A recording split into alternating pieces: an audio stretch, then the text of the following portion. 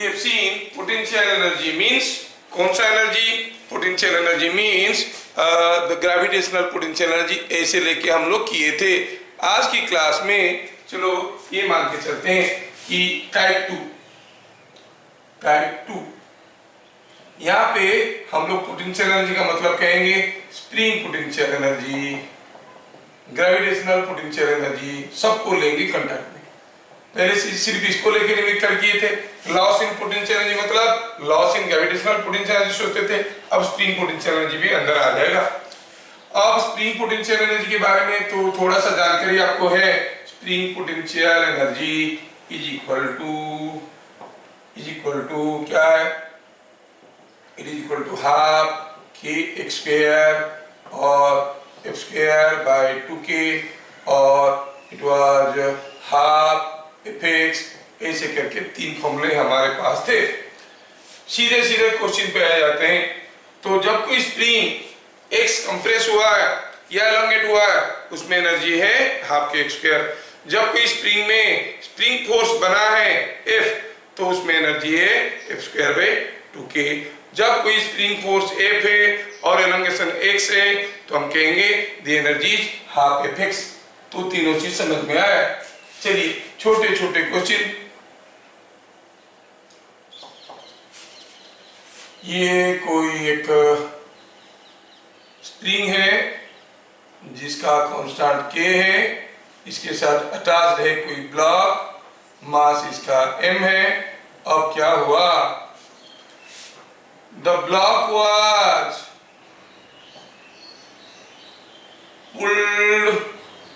pulled to right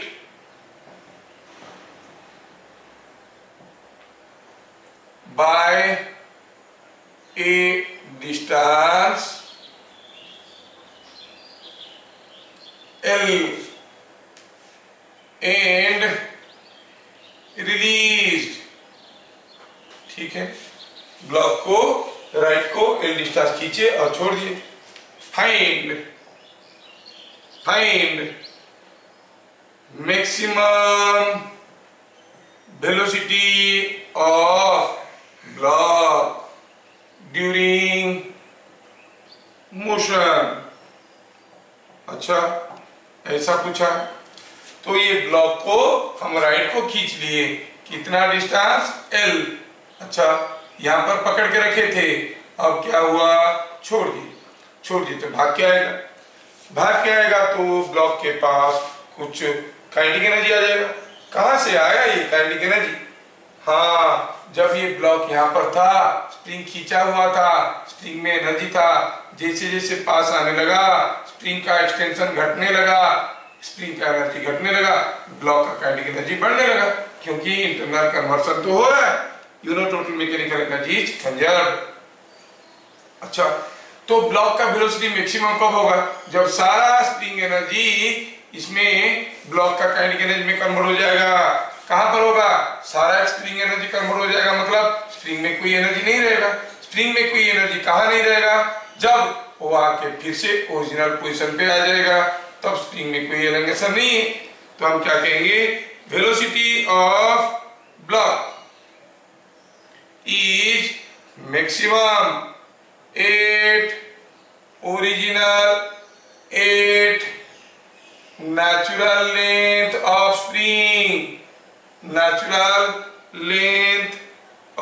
spring का natural length पे block का वेलोसिटी मैक्सिमम होगा। तो क्या होगा, हम कहेंगे जो गेन इन काइनेटिक एनर्जी होगा 8 नेचुरल लेंथ।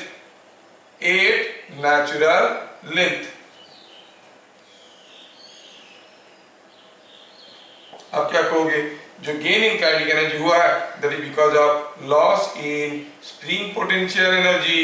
अच्छा, कितना काइनेटिक एनर्जी गेन हुआ, जब वो वापस आया, मान लो यहाँ पर पहुंच के उसका वेलोसिटी भी बना था, तो क्या काइनेटिक एनर्जी गेन किया, इधर तो पकड़ के रखे थे, कोई वेलोसिटी नहीं था, अब इधर आया कुछ वेलोसिटी आ गया, मतलब कुछ काइनेटिक एनर्जी आ गया। कितना, हाफ m v स्क्वायर, ये हो गया काइनेटिक एनर्जी। नहीं, तो फिर लॉस कितना हुआ स्प्रिंग पोटेंशियल एनर्जी सारा, क्योंकि एलोंगेट किए थे फिर से ओरिजिनल लेंथ में आ गया। जब एलोंगेट किए थे कितना एनर्जी था, हाफ के एल स्क्वायर। अब यहाँ पर आया कोई स्प्रिंग एनर्जी नहीं है, तो इसमें से पता चल गया कि the value of V is के एल स्क्वायर बाई एम का रूट ओवर। कितना सिंपल क्वेश्चन था। Next question, question number 2। ठीक है, क्वेश्चन नंबर 2।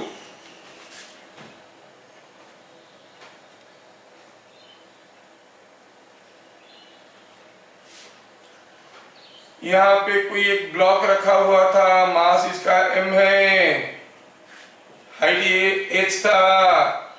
यहाँ पर कोई एक स्प्रिंग रखा हुआ था जिसका कांस्टेंट k है। अब ये ब्लॉक को यहाँ से अगर छोड़ दिया जाएगा, म्यू 0 है रास्ते में, तो क्या होगा, ये आएगा आएगा आएगा आएगा आएगा आके स्प्रिंग को कंप्रेस करेगा।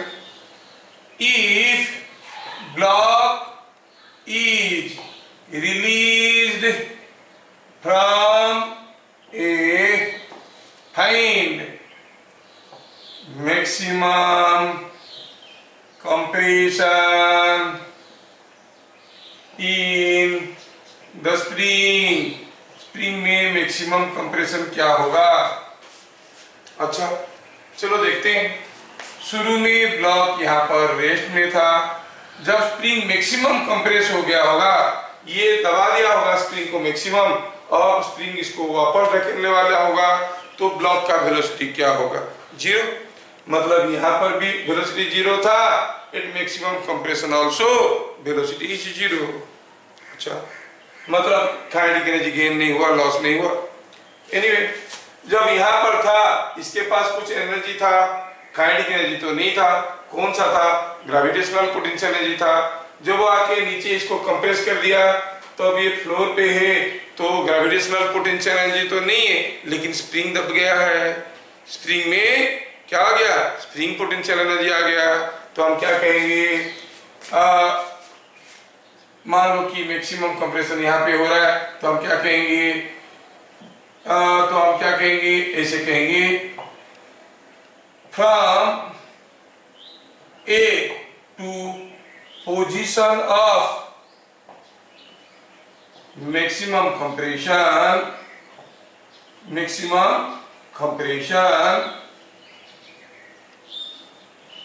हम कहेंगे कौन सा पोटेंशियल एनर्जी लॉस हुआ है, ये नीचे आया है, there is a loss in gravitational potential energy. फिर कौन सा एनर्जी गेन हुआ, काइनेटिक एनर्जी तो गेन नहीं हुआ, ये स्प्रिंग दब गया, तो हम क्या कहेंगे, spring energy gaining spring potential energy.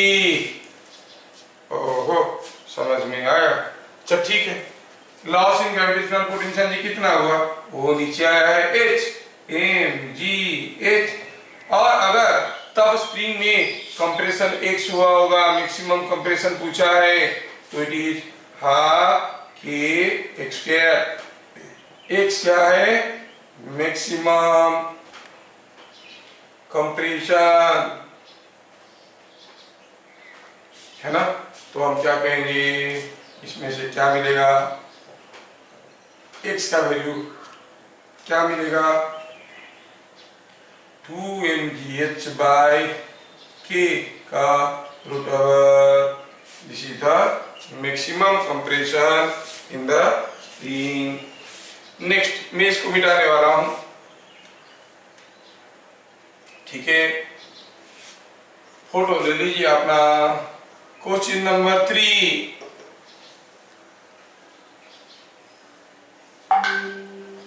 Question number 3 में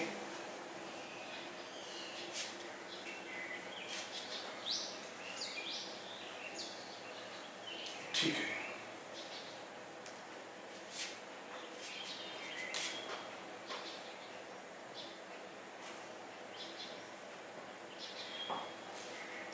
क्वेश्चन नंबर 3 में क्या दिया है,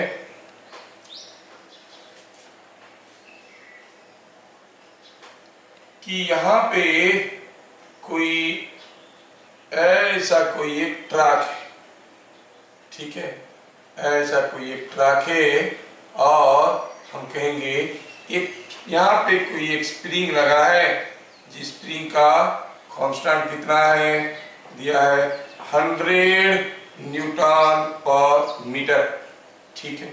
और ये ब्लॉक कितने का है, ये ब्लॉक मान लेते हैं ये 2 kg का ब्लॉक है। और ये हाइट कितना है, ये हाइट कितना है, ये हाइट हो गया से 5 मीटर, ठीक है। ऐसी बात है, ठीक है। तो ये हाइट को 2 मीटर ले लेते हैं, हाइट इज 2 मीटर। क्या हुआ, ये ब्लॉक को हम लोग यहाँ पर क्या किए, कंप्रेस किए, स्प्रिंग को कंप्रेस किए। अब जैसे छोड़ देंगे पिचक के जाएगा जाएगा जाएगा जाएगा, इधर आएगा। पूछा है बताओ यहाँ पर वेलोसिटी क्या होगा, तो क्या लिखेंगे, the block was pushed against the spring. The block was pushed against the spring by a distance 50 centimeter, ठीक है। Upon release,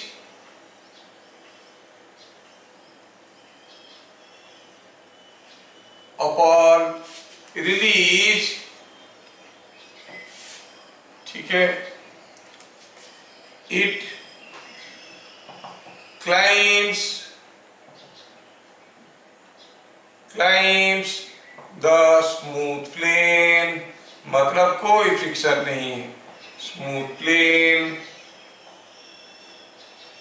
find velocity of block at B में जब पहुंचेगा उसका वेलोसिटी क्या होगा। अच्छा ठीक है, क्या होगा वेलोसिटी ब्लॉक का। अगर हम ये स्प्रिंग को रिलीज कंप्रेस किए हैं 50 सेंटीमीटर, तो क्या कहेंगे, इनिशियली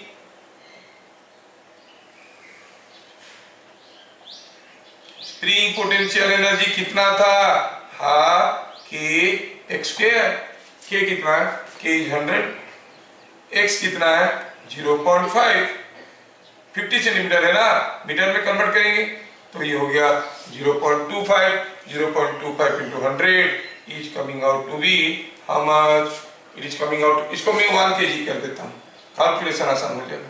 हाँ 0.5 into 100 कितना हो गया, इट इज कमिंग 0.5 का स्क्वायर हो गया 0.25, that multiplied to 100 is 25 by 2 is 12.5 joules, 12.5 joules हो गया। थोड़ा कैलकुलेशन को आसान करने के लिए मैं यहाँ पे थोड़ा इसका वैल्यू और भी ले लेता हूँ, क्या है मास ले लेते हैं 0.5 kg, ठीक है 0.5 kg ले लिया। अब ये ब्लॉक के पास ये स्प्रिंग में ये एनर्जी था, जब इसको छोड़ दिए उसी का एनर्जी को खाके ये ब्लॉक राजा बन गया, हीरो बन गया, स्प्रिंग का एनर्जी को खाके, क्योंकि जैसे स्प्रिंग इसको ढकेल के यहाँ तक लाया और छोड़ दिया, स्प्रिंग का सारा एनर्जी इसके काइनेटिक एनर्जी में कन्वर्ट हो गया। अब वो काइनेटिक एनर्जी लेके चढ़ने लगा, लेकिन जैसे ऊपर गया उसका काइनेटिक एनर्जी का कुछ हिस्सा ग्रेविटेशनल पोटेंशियल एनर्जी बन गया, बाकी जो बच गया वो उसका वेलोसिटी है। तो हम क्या कहेंगे, ये पोजीशन को ए कहते हैं, ये पोजीशन को बी कहते हैं। आप या तो loss in kinetic energy gain in kinetic energy वाला फंडा लगा के कर सकते हो, या कर सकते हो टोटल एनर्जी एट ए में टोटल एनर्जी इतना होगा, बी में टोटल एनर्जी उतना होगा। ए में that is spring potential energy, gravitational potential energy plus kinetic energy, सबको जोड़े स्प्रिंग पोटेंशियल एनर्जी 12.5 जूल्स। अब ग्रेविटेशनल पोटेंशियल एनर्जी के लिए कोई रेफरेंस लेना होता है, चलो हम इसको ही लेते हैं रेफरेंस। तो ये तो फ्लोर पे ही था, ग्रेविटेशनल पोटेंशियल एनर्जी 0 है। और स्प्रिंग में इसको दबा के रखे थे, अब छोड़ेंगे तो इनिशियल वेलोसिटी 0 होगा, तो काइनेटिक एनर्जी भी 0 है। So it is 12.5 joules. मतलब जब इसको हम कंप्रेस किए और छोड़े, जस्ट छोड़ने की तुरंत बाद क्या था एनर्जी? सिर्फ स्प्रिंग में एनर्जी था, ना ब्लॉक के पास काइनेटिक एनर्जी था, ना ब्लॉक के पास ग्रेविटेशनल पोटेंशियल एनर्जी था। Total energy of B, spring potential energy, gravitational potential energy, kinetic energy. अब जब ब्लॉक बी में है, स्प्रिंग तो अपना नेचुरल लेंथ पे है, तो स्प्रिंग पोटेंशियल एनर्जी 0 है। ग्रेविटेशनल पोटेंशियल एनर्जी, हाँ, it is now at a height of 2 metre. कितना मास है? 0.5 kg। तो हम कहेंगे 0.5 mgh प्लस काइनेटिक एनर्जी, वही तो मालूम नहीं है, भी निकालना है, भी यहाँ पे हमें निकालना है, तो हम कहेंगे it is half 0.5 v square. ये समझ में आना चाहिए, mv स्क्वायर बाई 2। ऐसे now by law of conservation of mechanical energy, by law of conservation of mechanical energy, हम क्या कहेंगे? Energy at A, energy at B बराबर है, energy at A, energy at B बराबर है, तो क्या लिखेंगे? By law of conservation of mechanical energy, energy at A must be equal to energy at B, energy at B must be equal to energy at A. B में क्या energy है? This plus this, थोड़ा multiply करके देखो तो 2 को 0.5 multiply करो तो हो गया 1 इंटू जी को 10 ले लेते हैं, तो ये हो गया 10 प्लस ये बी में जब हम पहुंचा है, ब्लॉक यहाँ पे पहुंच गया है, तब जब ब्लॉक यहाँ पे पहुंच गया है, स्प्रिंग तो अपना रिलैक्स लेंथ में है ना, स्प्रिंग में एनर्जी क्यों आएगा? कोई कंप्रेस थोड़ी किया है। तो what we see here, energy at B, energy at B क्या हो गया? एनर्जी एट बी हो गया ये 2 इंटू जी, 10 20 इंटू 0.5 10, और ये हो गया 0.5 को 1/2 लिख सकते हो, v square by 4। So it is 10 plus v square by 4 is equal to energy at A कितना है? 12.5, तो v स्क्वायर कितना हुआ? 10, v कितना हुआ? √10 मीटर पर सेकेंड। यहाँ पर हुआ क्या है? Here is a vertical bar और ये लेंथ दिया है 4 मीटर, स्प्रिंग का कांस्टेंट k है, ये लेंथ दिया है 3 मीटर दिया है। In figure shown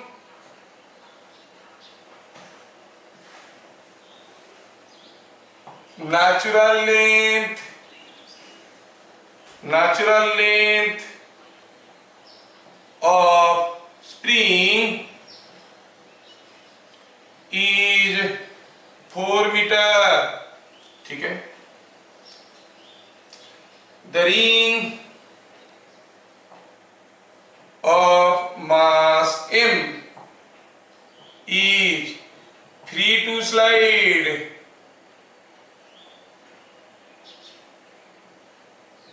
along the vertical bar, ठीक है। When ring is released from position A, find its speed as it passes through point B। ये जो पॉइंट बी से पास करेगा, बताओ उसका स्पीड क्या होगा? पॉइंट बी कहाँ है? यहाँ पे है पॉइंट बी। अब वो वहां से गिरेगा तो इधर से पास करेगा, तो बताओ क्या होगा उसका स्पीड, वेलोसिटी पूछा है। 3 टू एनर्जी है, किसका गेन हो रहा है किसका लॉस हो रहा है जानने में कभी कभार दिक्कत होता है, तो हम टोटल एनर्जी ले लेते हैं। 2 एनर्जी होने से हाँ इसका गेन हुआ तो उसका लॉस होगा, 3 है तो किसका गेन हुआ किसका लॉस हुआ जानना मुश्किल है, लेकिन टोटल एनर्जी कांस्टेंट रहेगा। इसीलिए चलो कहते हैं total energy at A, energy at A क्या, spring potential energy plus kinetic energy plus gravitational potential energy. कोई एक पॉइंट को रेफरेंस लेना पड़ेगा। We take this point as reference. आप बोलोगे सर ये पॉइंट को क्यों लिए, कोई दूसरा पॉइंट को क्यों नहीं लिए? दूसरा पॉइंट को ले लो, मेरे को कोई फर्क नहीं पड़ता, आप रेफरेंस कहीं भी ले सकते हो। अच्छा, जब ए में था स्प्रिंग पोटेंशियल एनर्जी क्या था? ठीक है, इट वाज हाफ के एक्स स्क्वायर। अच्छा, ये अगर 3 मीटर है, ये 4 मीटर है, तो ऑब्वियसली ये तो 5 मीटर है। आपको दिख रहा है ये 5 मीटर है, ये 5 मीटर है। अगर ये 5 मीटर है तो आप क्या कहोगे? स्प्रिंग का नेचुरल लेंथ कितना है? नेचुरल लेंथ 4 मीटर है, मतलब 1 मीटर लंबा है। तो आप कहोगे हाफ के 5 माइनस 1 5 माइनस 4 हो गया एलोंगेशन, है ना, का square plus. I hope everyone understand this. Kinetic energy यहां से छोड़े तो शुरू में तो गिरने लगा, काइनेटिक एनर्जी 0 है। पोटेंशियल एनर्जी mg, ये हाइट को दिया हुआ है 4, तो कितना हो गया mg 4, ये है टोटल एनर्जी एट ए। ठीक है, जब वो बी में पहुंचेगा उसका क्या स्पीड होगा पूछा है टोटल। अच्छा, इसको थोड़ा सिंप्लीफाई करके लिख देते हैं। ये कितना हो गया? हाफ के 1 स्क्वायर प्लस 4mg। ठीक है, टोटल एनर्जी एट बी। आप मेरे साथ मन ही मन बोलते रहो। It is spring potential energy, kinetic energy, gravitational potential energy. Spring potential energy क्या होगा? जब वो बी से जा रहा था, ये लेंथ कितना था? 3 मीटर। स्प्रिंग का नेचुरल लेंथ क्या है? 4 मीटर। मतलब अभी स्प्रिंग कंप्रेस हो गया है, 4 मीटर लंबा था, छोटा हो गया है, तो क्या कहेंगे? हाफ के x square. X is the compression. कितना है कंप्रेशन? 4 माइनस 3, क्योंकि नेचुरल लेंथ 4 है, यहाँ पर लेंथ है 3, इसका स्क्वायर। काइनेटिक एनर्जी वो तो मालूम नहीं है भी, इसीलिए हाफ एम स्क्वायर लिख देंगे। ग्रेविटेशनल पोटेंशियल एनर्जी हम इसी पॉइंट को रेफरेंस लिए थे, तो ग्रेविटेशनल पोटेंशियल एनर्जी हो गया 0, इसलिए मैं उस पॉइंट को रेफरेंस लिया था। Now if you simplify, it is half k 1 square plus half mv square. Now you know by law of conservation of mechanical energy, energy at B is equal to energy at A. B में क्या है? Half k plus half mv square. A में क्या है? Half k plus 4mg. Half के गए, भी मिल गया कितना? 8g का √, मीटर पर सेकेंड। तो वेलोसिटी विल बी 8g, हाँ 80 मीटर पर सेकेंड का √। ठीक है, सबको समझ में आ गया? तो हुआ यूं है कि यहां पर कोई एक स्प्रिंग लगा है, स्प्रिंग के साथ एक ब्लॉक लगा है, और ये ब्लॉक को आप पकड़ के रखे हो, you have hold it like this. ठीक है ना, यहाँ पर आप पकड़ के रखे हो। स्प्रिंग का कांस्टेंट k है, मास इसका m है। The block is held 8 natural length of spring, natural length of spring. Find maximum elongation in spring if the block is bit number 1 slowly released,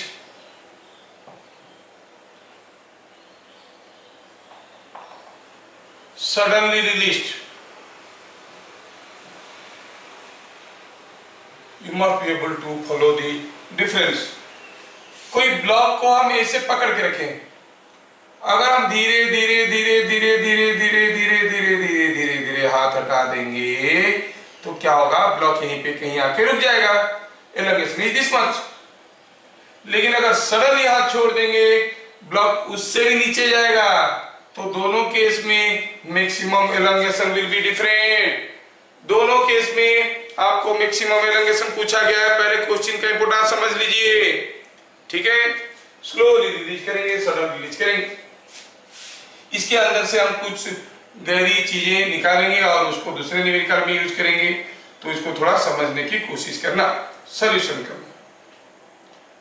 bit number 1 for slow release, slow release the block attains equilibrium,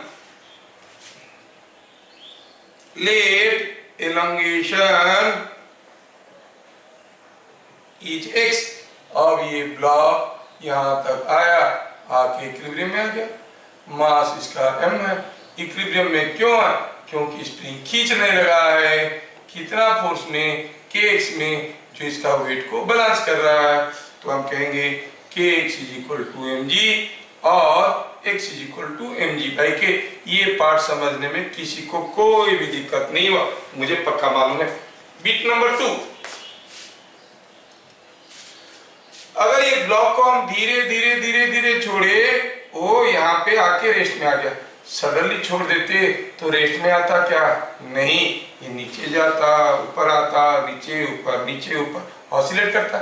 तो क्या कहेंगे, for sudden release the block oscillates, ठीक है। Let maximum elongation is y। अब हुआ क्या, block को हम यहां से छोड़ दिए, अब ये ब्लॉक हुआ क्या, आया नीचे, गया ऊपर, फिर नीचे, फिर ऊपर, ये डेंस करने लगा। The block does not attain equilibrium at maximum elongation।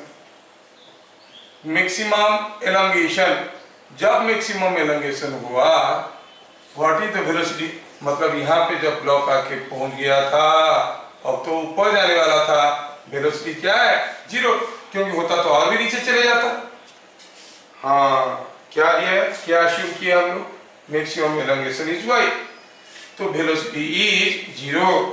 तो चलिए ए से बी तक का मोशन देखते हैं। शुरू में कोई वेलोसिटी नहीं था क्योंकि यहां से छोड़ा गया, बाद में भी कोई वेलोसिटी नहीं है,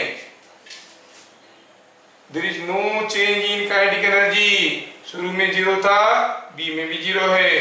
for A to B motion, अब कौन सा एनर्जी किस में कन्वर्ट हो गया, ये नीचे आया तो ग्रेविटेशनल पोटेंशियल एनर्जी लॉस हुआ। कहां गया वो energy, that has been converted into spring, खींचा गया ना, that has been converted into spring potential energy, क्योंकि spring elongate हो गया है। तो हम कहेंगे loss in or gain in spring potential energy is equal to loss in gravitational potential energy। ये यहां तक आ गया, y डिस्टेंस, स्प्रिंग में कितना एनर्जी गेन हो गया, half ky²। Gravitational potential energy कितना लॉस हुआ, y नीचे आया है भाई, mgy। मार्केट करो, क्या मिला, y का value 2mg/k, and that is what is the most interesting answer. When you slowly release whatever is the elongation, when you suddenly release double is the elongation. ये समझ में आ जाना चाहिए।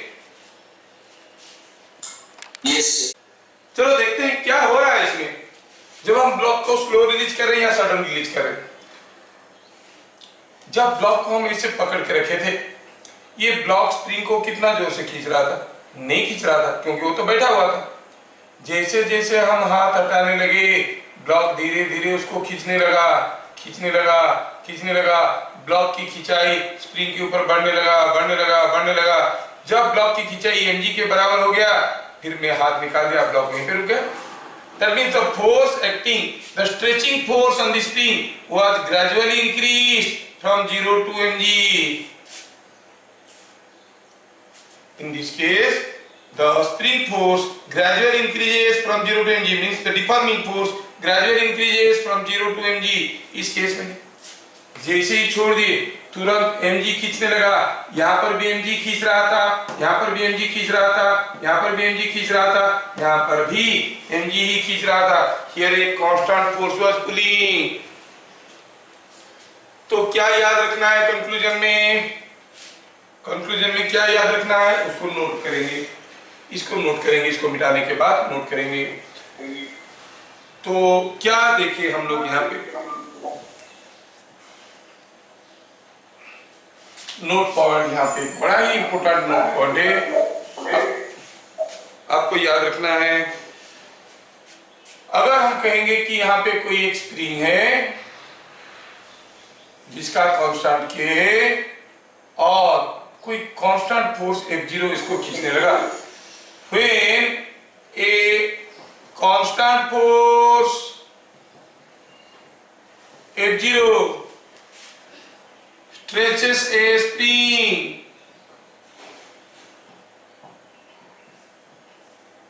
from natural length, क्या क्या point है? Spring does not attain equilibrium but oscillates, ठीक है। दूसरा हुआ maximum elongation in spring is 2F0 by K is y is equal to 2F0 by K। तीसरा हुआ अगर स्प्रिंग का एलोंगेशन हुआ 2F0 by K तो आप क्या कहोगे? मैक्सिमम स्प्रिंग फोर्स, स्प्रिंग में मैक्सिमम फोर्स कितना होता है? It is K into spring का मैक्सिमम एलोंगेशन। स्प्रिंग जितना ज्यादा एलोंगेट होगा उतना ज्यादा फोर्स होगा। मैक्सिमम एलोंगेशन क्या है? y, तो स्प्रिंग फोर्स क्या होगा? K इंटू y, कितना हो गया? 2F0। ये चीज आपको समझ में आना चाहिए। और आप क्या कहोगे समझाने के लिए? अगर ये यहां से y डिस्टेंस गया यहां तक, मैक्सिमम एलोंगेशन वर्डन by F0 is equal to gain in spring potential energy। F0 कितना बार किया है? कांस्टेंट था y डिस्टेंस में F0y, स्प्रिंग में क्या एनर्जी हुआ? Half K y square. Simplify करो तो y is coming 2F0 by K, जो हम लोग पहले से लिख चुके हैं, अभी खाली देख लिए कैसे हुआ। जो हम यहाँ से यहाँ तक खींचे, मैं खींचा, I know energy is the ability to do work, I did some work, मेरा एनर्जी खत्म हो गया। जैसे मेरा एनर्जी खर्चा हुआ, where that energy goes? Where that energy goes? That energy converts into spring potential energy, ठीक है। तो क्या हो गया?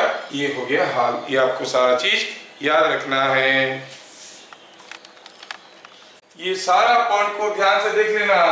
जब भी कोई constant force must be constant, force अगर कांस्टेंट है, ये खींचेगा तो स्प्रिंग को, स्प्रिंग का मैक्सिमम एलोंगेशन होगा 2F0 by K। Spring equilibrium में नहीं आएगा और क्या होगा? दी मैक्सिमम स्प्रिंग फोर्स क्या होगा? 2F0। और खींचने में जो वर्क आप किए हो till the maximum elongation, that converts into spring potential energy. अगर ये चीज आपको समझ में आया तो मुझे ये छोटे से क्वेश्चन का छोटा सा आंसर दे दीजिए, ठीक है। चलिए देखते हैं ये क्वेश्चन का आंसर आप कैसे करते हो।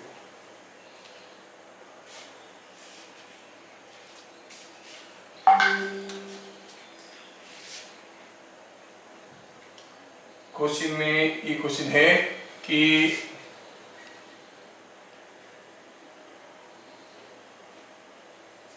ये ब्लॉक ऐसा था, कोई डाटा नहीं दिया है। क्वेश्चन क्या है? The block was held at natural length of spring.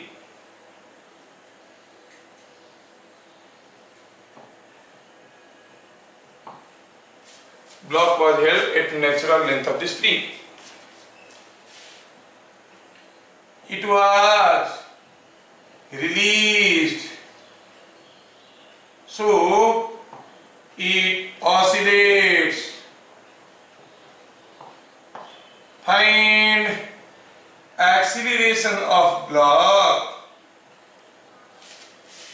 at extreme positions of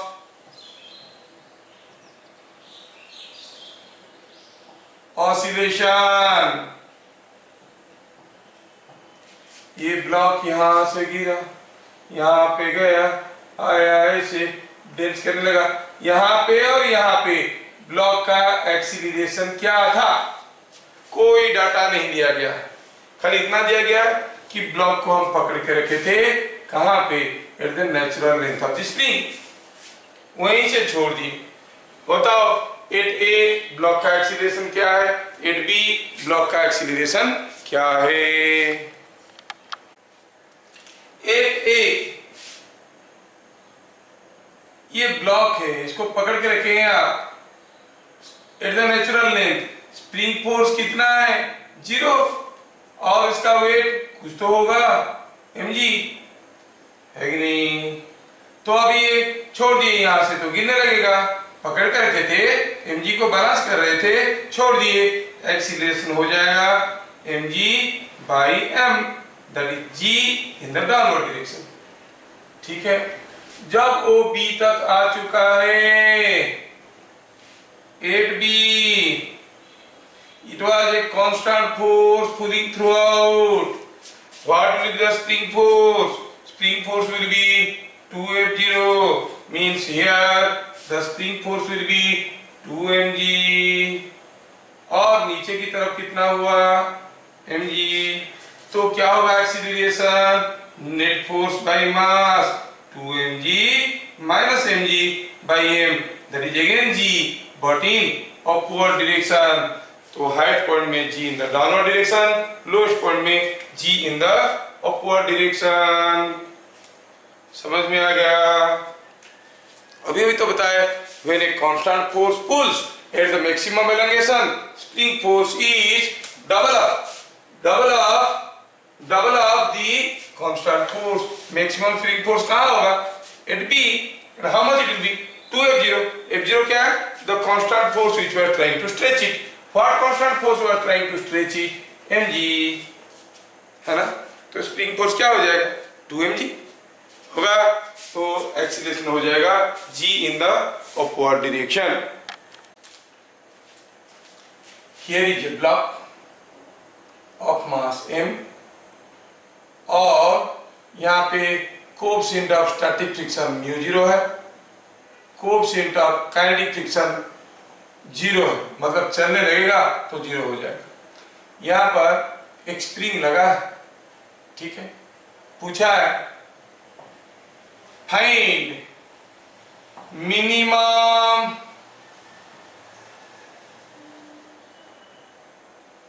value of the constant force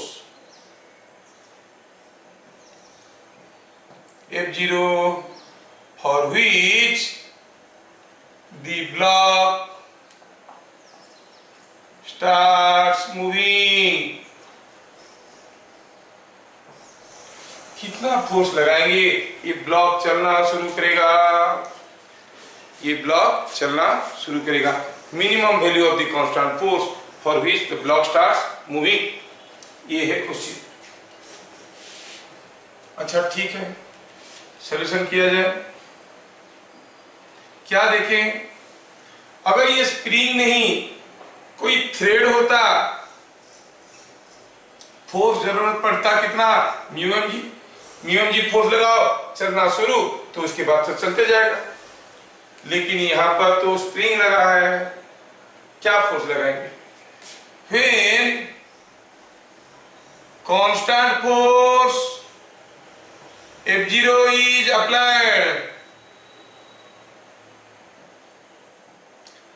maximum spring force developed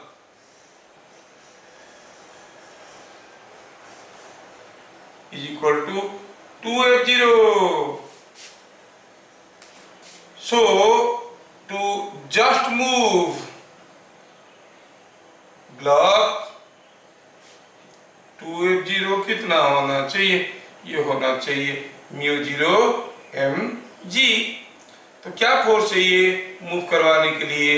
μ0 mg by 2। अगर थ्रेड होता फोर्स लगाते μ mg। देखो स्प्रिंग है इसलिए आप झटका देके इसको निकालने की कोशिश कर रहे हो, कम फोर्स में काम बन रहा है। इन फिगर शोन ये दिया है कि कितना से ये दिया है 50 न्यूटन पर मीटर। ठीक है। The 2 kg block was given a sudden velocity of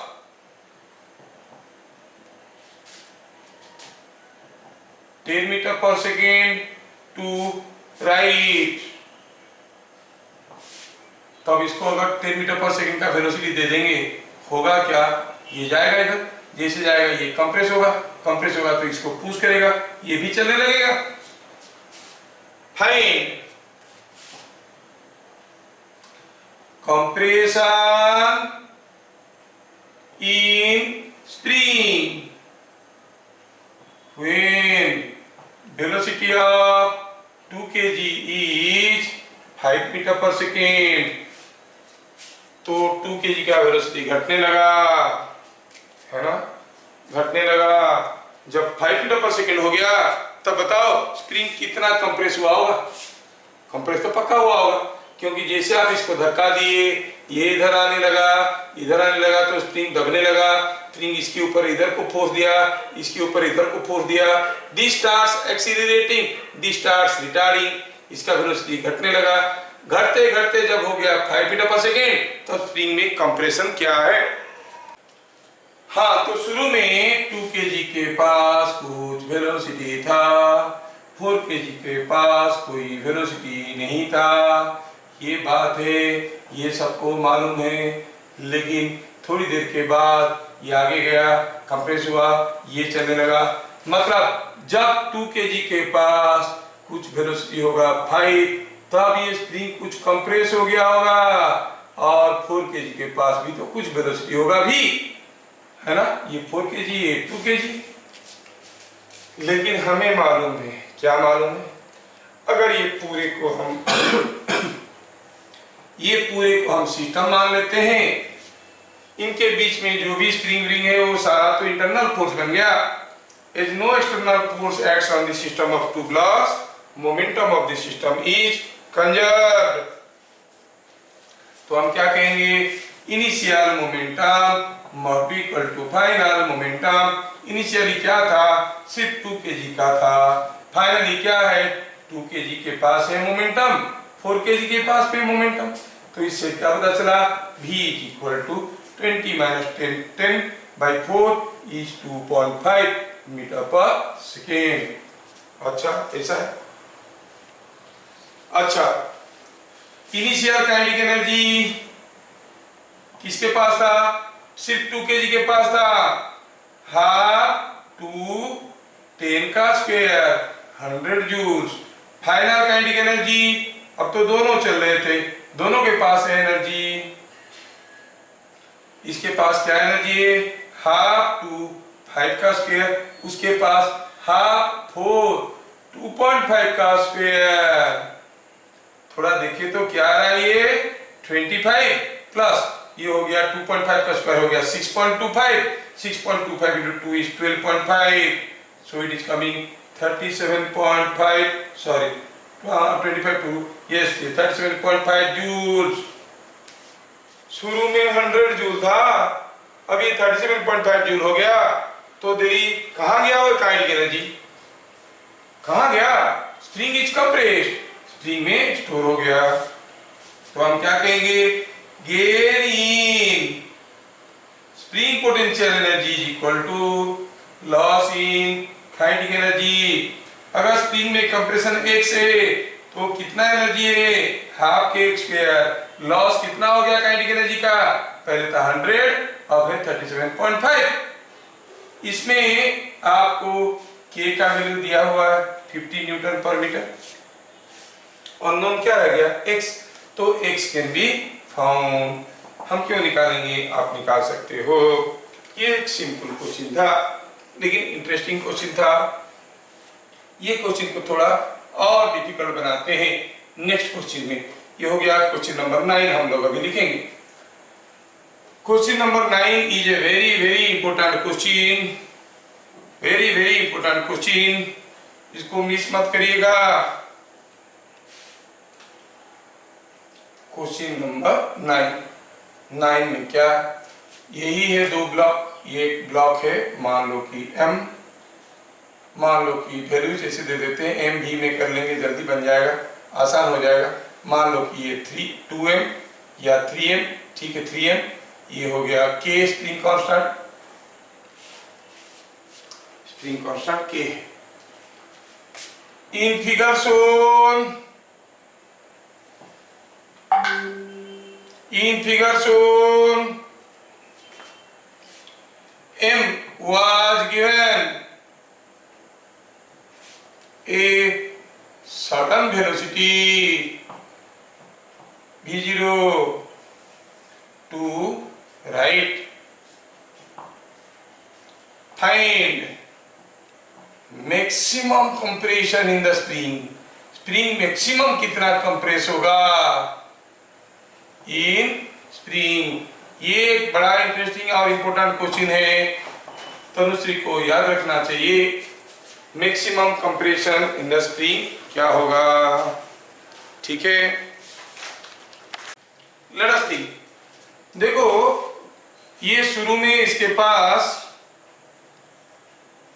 velocity v0 था, स्प्रिंग था, ये ब्लॉक था, ठीक है, ये हाल था, ये m है, ये 3m है, m है, ये 3m है।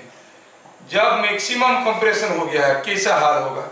थोड़ा देखो यहाँ पे, m है, स्प्रिंग पूरा दब गया है, मैक्सिमम जितना होना है दब गया है और दब नहीं सकता। अब ये हाल है, ये 3m है, मतलब जब स्प्रिंग जब पूरा दब गया है, मैक्सिमम कंप्रेशन हो गया है, तो क्या होगा? पूरा रिजिड हो गया होगा, मतलब ये पूरा रॉड जैसे बिहेव कर रहा होगा, मतलब ये जितना वेलोसिटी में जा रहा होगा ये उतनी ही वेलोसिटी में जा रहा होगा। ये चीज आपको समझ में आना जरूरी है। मैं मैथमेटिकली प्रूव कर सकता हूं, एनालिटिकली भी प्रूव कर सकता हूं, और अगर आप ऐसे थ्रू इंट्यूशन समझ गए तो अच्छी बात है। चलो मैं आपको तीनों तरीके से करके समझाने की कोशिश करता हूं, थोड़ा समय लग जाएगा लेकिन फंडामेंटल क्लैरिटी तो आएगा। एक मैक्सिमम कंप्रेशन, जब मैक्सिमम कंप्रेशन हुआ है, हम देखे क्या देखे कि दोनों का वेलोसिटी बराबर होगा। हम देख लिए लेकिन आप देख नहीं पाए, तो आपको दिखाने की अभी कोशिश करेंगे। तो क्या स्टेटमेंट ले रहा हूं मैं? एट मैक्सिमम कंप्रेशन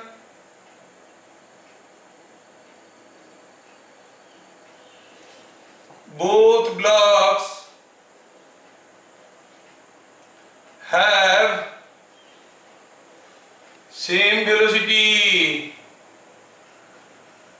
आप बोलोगे सर क्यों, थोड़ा बताइए ना, है ना, ये एक्सक्लेमेशन मार्क है। चलो मैं अभी यहां पर समझाता हूं, स्टेटमेंट को प्रूव करता हूं, करने के बाद आगे बढ़ेंगे। दो तरीके से करता हूं। पहला तरीका थोड़ा कैलकुलस यूज करेंगे। देखो ये ब्लॉक है और ये दूसरा ब्लॉक है, इन दोनों के बीच में मान लो डिस्टेंस x है और ये डिस्टेंस बदल रहा है, बदल रहा है। अगर हम वेरिएशन देखेंगे x का विथ t,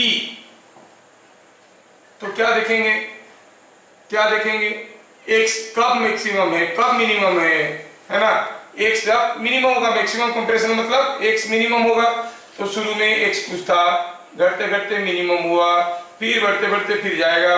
मतलब जब एक्स मिनिमम होगा तब यहाँ का स्लोप कितना होगा, स्लोप होगा 0 है ना।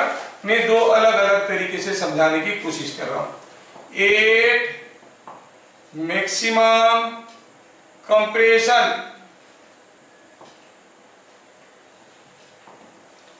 Slope is 0। जैसे y वर्सेस x डायग्राम में dy बाई dx होता था स्लोप, ये x वर्सेस t डायग्राम में हम क्या कहेंगे, dx by dt is 0।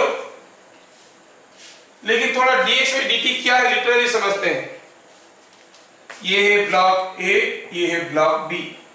x क्या है, डिस्टेंस और displacement of B with respect to A।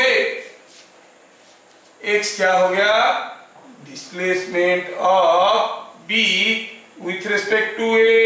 ये समझ में आ रहा है। तो dx बाई dt क्या हो गया, rate of change in displacement of B with respect to A। Rate of change in displacement क्या होता है, velocity. So velocity of B with respect to A, velocity of B with respect to A is equal to 0। Velocity of B with respect to A 0 मतलब VB minus VA is equal to 0, मतलब VB is equal to VA। समझ में आ गया तो अच्छी बात है, नहीं आया तो दूसरा तरीका देख लो। हम जानना चाहते हैं कि x कब मैक्सिमम मिनिमम था, मैक्सिमम कंप्रेशन हुआ था, x मिनिमम कब था।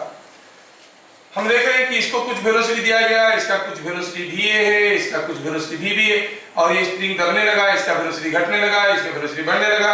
हम जानते हैं कि VA घटने लगा है, VB बढ़ने लगा है, ठीक है। जब तक VA VB से ज्यादा था, if VA is more than VB, इसका वेलोसिटी ज्यादा है, इसका वेलोसिटी कम है। शुरू में ये धीरे धीरे स्लो होने लगा, ये धीरे धीरे स्पीड अप करने लगा।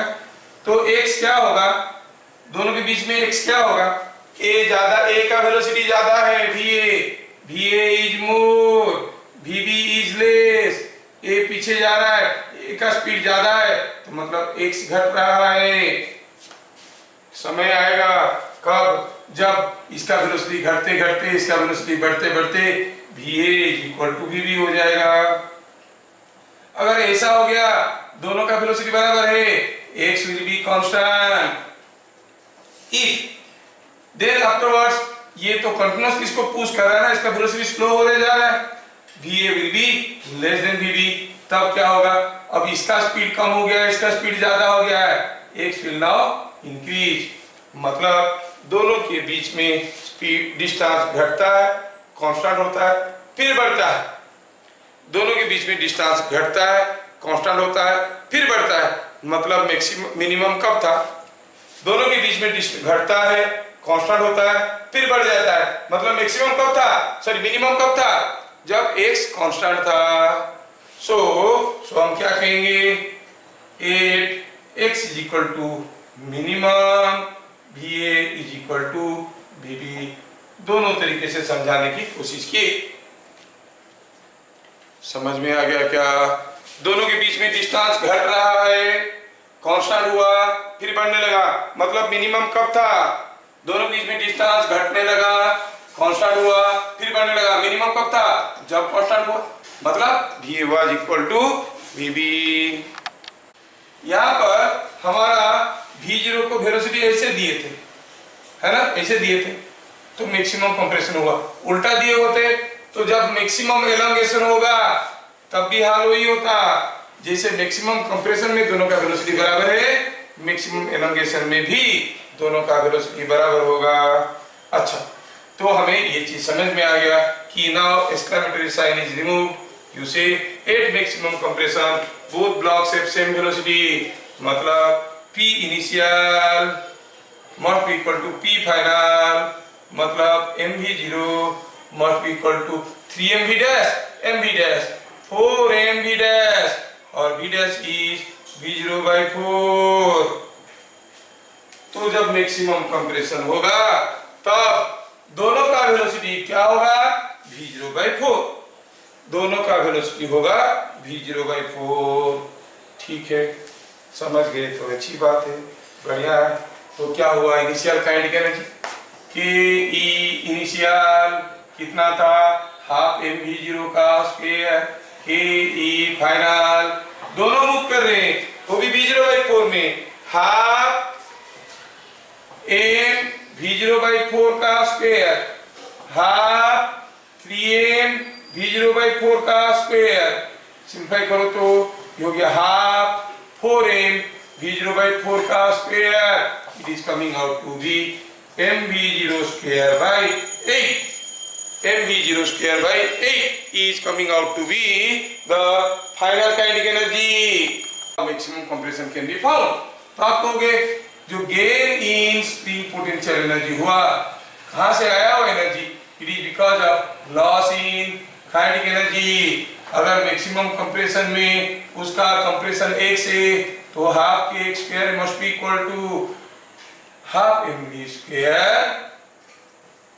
Initial kinetic energy minus final kinetic energy mv0 square by 8। इसको आप 4mg0 स्क्वायर बाय 8 कर सकते हो, ये हो गया तो हो गया 3mv0 square by 8 is equal to half के एक्स स्क्वायर। इसमें से x का वैल्यू आपको मिल गया, x का वैल्यू क्या मिल गया, mv0 स्क्वायर बाय 4k का root over. This is the maximum compression in the spring. ठीक है, maximum compression in the spring is understood. क्या ये क्वेश्चन दिया है कि यहाँ पर क्वेश्चन नंबर 10 दिया है कि यहाँ पर ऐसे दो वाल है, ठीक है, बीच में एक ब्लॉक रखा है, क्या ब्लॉक है मालूम नहीं है, मास m है, इसके साथ दो स्प्रिंग लगे हुए हैं। ये आया था जेईई एडवांस का क्वेश्चन, दो स्प्रिंग लगे हुए हैं, इसका K1 इसका K2। ब्लॉक को फेंक दिया गया v0 वेलोसिटी में, इधर जाएगा, वॉल के साथ टकराएगा, ये स्प्रिंग कंप्रेस होगा, फिर वापस आएगा, इधर इस वॉल के साथ टकराएगा, ये स्प्रिंग कंप्रेस होगा, the block will start oscillating. The block oscillates between the walls। Find ratio of maximum compressions in the two springs। दोनों स्प्रिंग में मैक्सिमम कंप्रेशन का रेशियो चाहिए, ये दोनों वाल के बीच में ऑसिलेट कर रहा है। पक्का आप में से कुछ लोग इसको कर लेंगे, ज्यादा डिफिकल्ट है। I would like to wait for it for 1 minute. तो ये देना चाहता हूं कि सोचो कि अगर ये ब्लॉक है मास m का, v0 स्पीड में जा रहा है, यहाँ पर स्प्रिंग लगा है K1, ये जब किसी वाल के साथ टकराएगा क्या होगा, मैक्सिमम कंप्रेशन। लेट मैक्सिमम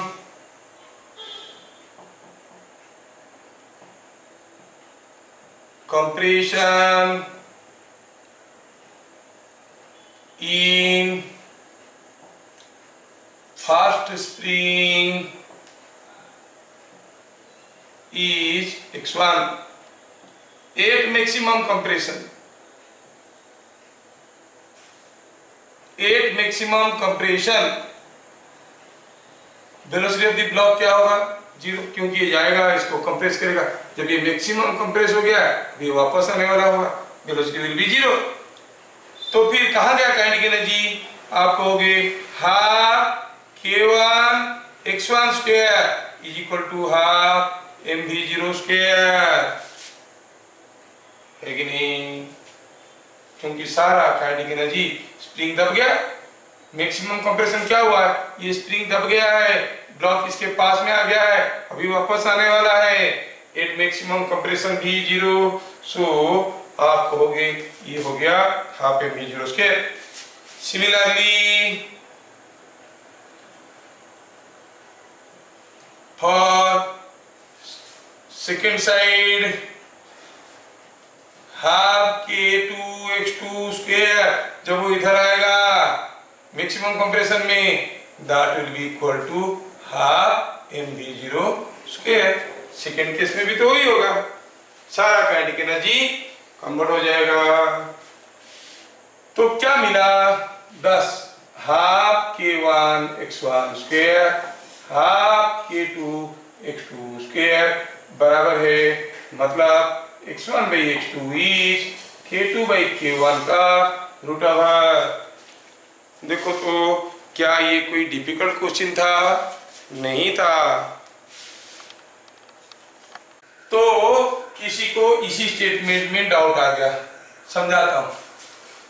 अब हुआ, फिगर बनाता हूं। पहला केस, ब्लॉक इधर है, ये छोटा स्प्रिंग लगा है K2 वाला, ये K1 वाला। अब ये ब्लॉक इधर जा रहा है, जब ये आके वॉल के पास पहुंचेगा। दूसरा फिगर में हुआ क्या है, ये ब्लॉक पूरा नजदीक आ चुका है, ये स्प्रिंग पूरा मैक्सिमम कंप्रेस हो गया है, तो ब्लॉक अभी वापस आने वाला है। ऐसे आया था, यहाँ से वापस आएगा। यहाँ पर वेलोसिटी क्या है? 0। स्प्रिंग कितना दब गया है? x1। कहाँ गया सारा काइनेटिक एनर्जी? स्प्रिंग एनर्जी में कन्वर्ट हो गया। तो loss in kinetic energy is equal to gain in spring potential energy. तो हम कहेंगे half mv0 square is equal to half K1 x1 square. क्या अभी ये चीज समझ में आया? Yes sir.